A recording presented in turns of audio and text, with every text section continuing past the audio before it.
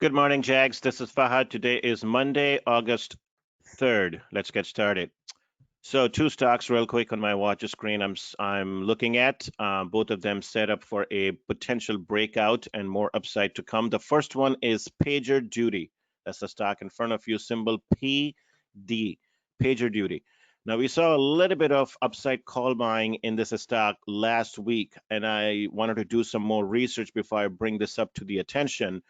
If you look at chart closely, the 30 to $31 level is a major VOP congestion or resistance level. The stock has been attacking that on rather rising volume. We got the MACD bull cross last week as well. And if you draw the trend lines, you will see the RSI is also giving the bull cross. If this thing takes out this $30 and or $31, call it round figure, resistance, and the volume stays strong, I think this thing is going to get to about $35 as the first target rather quickly. So on a percentage basis, we're talking about 13 to 14% to the upside. Take that out too, and then we're looking at all the way up to $38 per share. So that would be my secondary target. So on a percentage basis, there could be a lot of gains to be made if this continues to break out. Previously, also, when we have seen this thing rally, it has been on rising volume on multiple attempts as it came up to this resistance. And this time, once again, the volume has been rather elevated as it is coming up to $31 resistance. Now, I'm going to give you a bit more specific channel checks as much as I can find ahead of earnings. And the earnings have a lot of time left. They don't come out until the first week of September. So there's a whole month to cover it from many different angles. But this stock may actually run before that. PagerDuty is a SaaS. It trades at about 10 times forward revenues, 20 based on fiscal year 2020 estimates. It's not expensive compared to peers. What does this company do? The company basically provides a platforms which helps developers, information IT operations managers, and business leaders to prevent and resolve business impacting incidents. The platform uses digital signals from virtually any software-enabled system or device. It combines all those signals with human response data, and it then orchestrates teams to take the actions in real time. The company basically provides these products that are used mostly in the call centers for real-time operations and responses, also as well as in incident responses and business visibility and a whole bunch of analytics platform. So when you think about this company with its AI-enabled SaaS system, what it's really doing is it's taking inputs from all different angles of the company. And wherever the risk is rising, for example, in COVID times, we have seen a lot of that risk has risen, and a lot of the risk has risen in many parts of each company. It would consolidate all those incidences from all different kinds of categories, from operations, from manufacturing, from all different branches of a company. And then it would give a layout presentation for management to basically take critical actions when those are needed in real time. So basically, it becomes an important software for critical thinking and to respond very quickly. Given what's happening in COVID-19, I would imagine that there is potential upside to this stock based on those very incidences that have gone up in terms of risk management. And as a result, the company should provide really good data point. But I need to get some more specific channel checks, and I will get back to you on that one in the chat room or webinar shortly. Important thing is that when I look at the last earnings report, it was quite strong. The company posted revenues for the first quarter of $49 million. This was right here back on the first week of June. So the company posted $49.8 million revenues versus estimate of $48 million. Revenue growth at top line was 33% year over year, pretty remarkable growth rate. They also raised guidance. So unlike so many other companies that were not providing guidance, this company provided and raised guidance for the second quarter at 50.5 million versus 49.8 million street estimate, which just still tallies up to more than 30% growth year over year. They also narrowed their guidance with slightly better margins to be expected for the second quarter, which tells me they're getting the benefit of the scale as the top line revenues continue to be quite strong. And overall, the billings growth was very strong. And then more importantly, recently, Baird analyst on July 7th added the stock to the fresh top pick with a $34 price target. And so there has been some positive commentary from analyst community in the last couple of weeks as well. So keep an eye on this one. I think if this thing takes out 31, I think we could easily see 10 to 15% rally in short term. Another stock, real quick, is something that we have not discussed for quite some time, and that stock is called At Home Group, symbol HOME, At Home Group. Now, this thing had a massive breakout last week. It ripped higher, broke out from tight bull flag on very high volume, and went from $9.50 to $12.40 in a heartbeat. Naturally, this is overbought here technically right now. The RSI is overbought at 80. The MACD is overbought. So the reason why I'm bringing this up is to simply just add it to your watch list for now. And for any reason, because of maybe political, clashes between Republicans and Democrats, if the market goes on a tailspin and we start to get pullback in certain areas, and if this thing comes in with a partial gap fill down to $11, then I would be more interested in taking a position at that particular time. This company provides assortments of products for any room, in any style, in any budget, for all kinds of home products. And so the company has over 50,000 stock or SKUs, which stands for stock keeping units, throughout its stores. And so, they have over 115 stores across 29 stores in 65 markets. And so the company is a beneficiary of the surges we have seen in the housing market. What caught my attention last week was when the reason why the stock spiked so sharply is because they provided their mid-quarter update. And here's a chart that comes out from that mid-quarter update. And it was hold on a second. I want to make sure I have the right chart in front of me.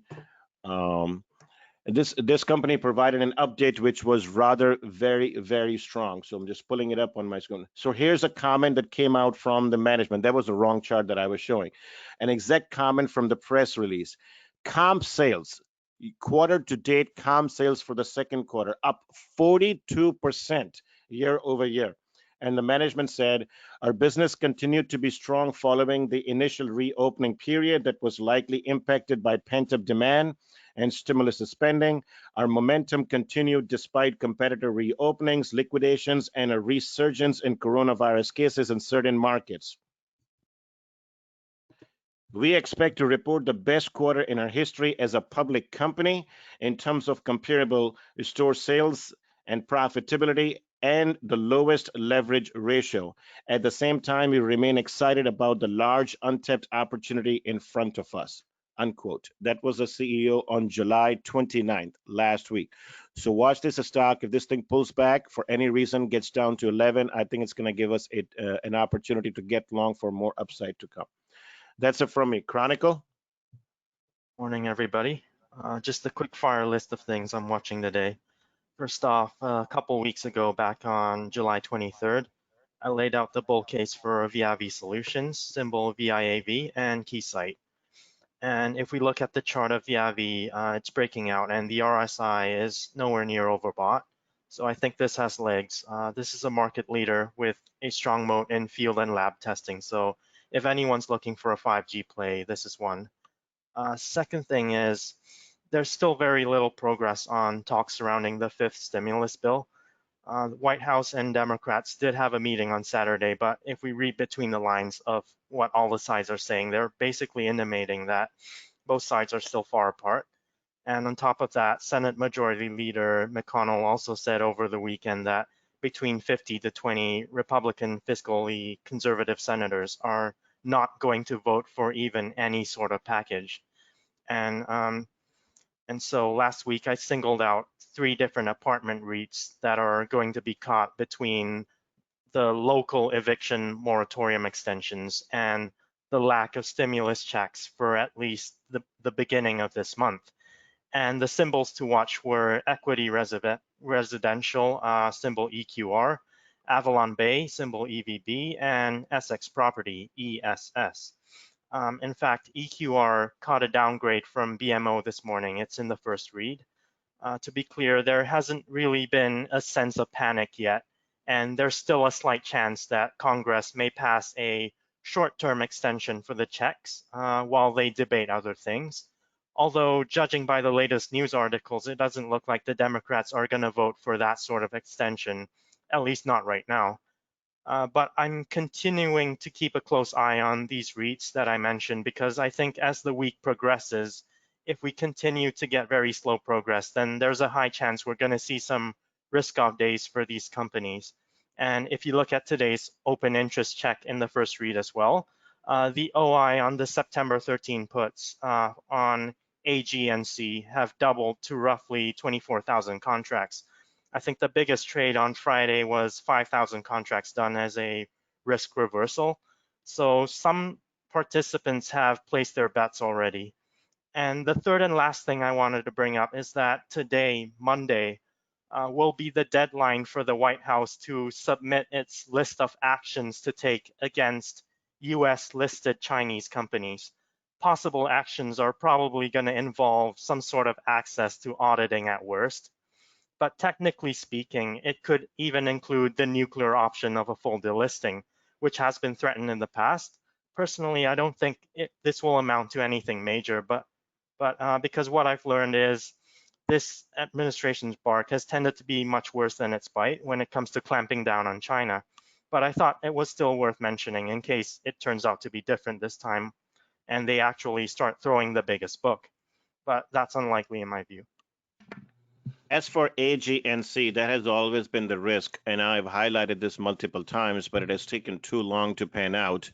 It's not just AGNC, there are actually a few other mortgage services providers, because as nationwide, we have seen the number of home loans being delinquent, and the overall just the delays and non-payments of the mortgage payments they've actually gone, and the ones in forbearance have gone from 2% rate to as high as 8%, and then it's stabilized there.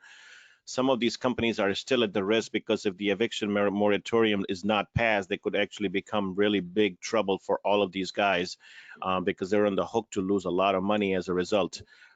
This September 13 put buying at AGNC is not the first time. We have seen traders go down to 12 a strike as well in AGNC in the past, and some other leap put options have also been active. So something to keep in mind. Interesting stuff. Jay? Hey, Fahad. So education is again on my mind this morning. So this micro cap company called ZVO, ticker is ZVO, education technology company, beat on both top and bottom line this morning. Shares are up, I think, about 20% pre-market. In its press release, it announced it added 35 new partners during the quarter. It also announced an agreement with the University of Arizona. Taking a look at 3 of its main platforms, you've got Full Stack Academy, which is a coding boot camp, which offers web development and cybersecurity training. You also have Tutor Me, which is their 24/7 tutoring service. That's triple-digit increases in consumer and partnership usage in Q2. And then their last one, Learn at Forbes, which is an e-learning platform with a focus on programs and leadership, management, marketing, human resources. In the press release, they said substantially increased active subscribers.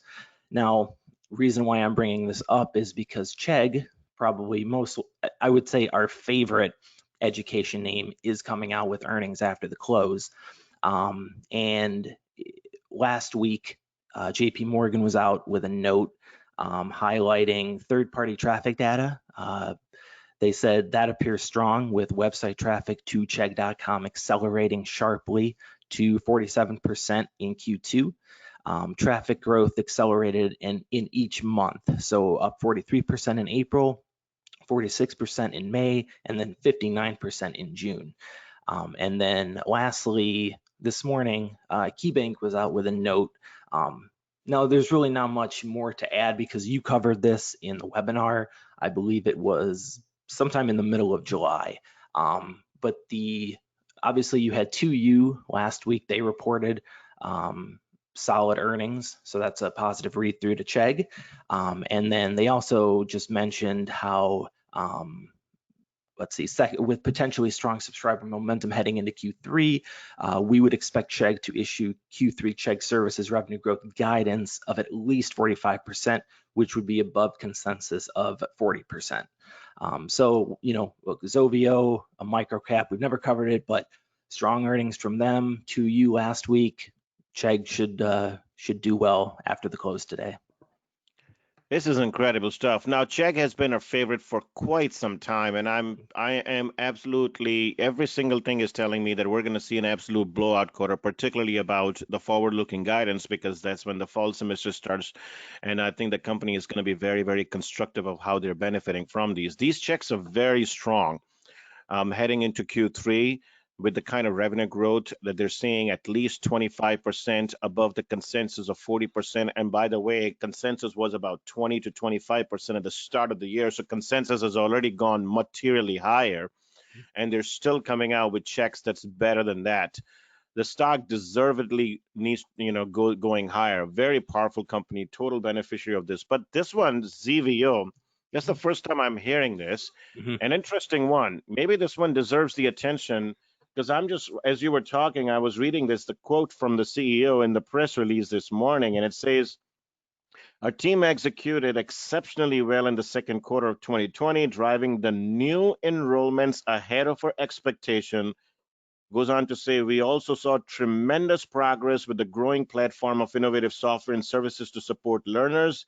University partners continue to see the value. And then it goes on to say that the partnership that you signed, that you talked about, including one from University of Arizona, Global Campus, Ashford University, and a whole bunch of others. So, never even thought of this company. Maybe there's something more here that needs to be. And this is very cheap, 120 million market cap with $400 million in annual revenues. If those revenues start to tick higher, this stock is trading at less than half its revenues. So something to keep an eye out. Single digit stock, who knows, this could continue to run maybe. Avo. Good morning, everyone. Just in the past week or so, I noticed a few people asking for updates on Global Blood Therapeutics. GBT is the ticker. So I just went and looked at some analyst commentary, and we should be posting shortly on our homepage an update on that one. I haven't seen any options activity of late to mention, but there is, from the two analyst commentaries that I see, there's a possibility that we'll see a bit of upside to their revenues versus the street estimates. Not too much, about 2 to 5 million, sorry, worth of upside. So take a look at it, and that might answer a lot of the questions that were asked in our chat room about it.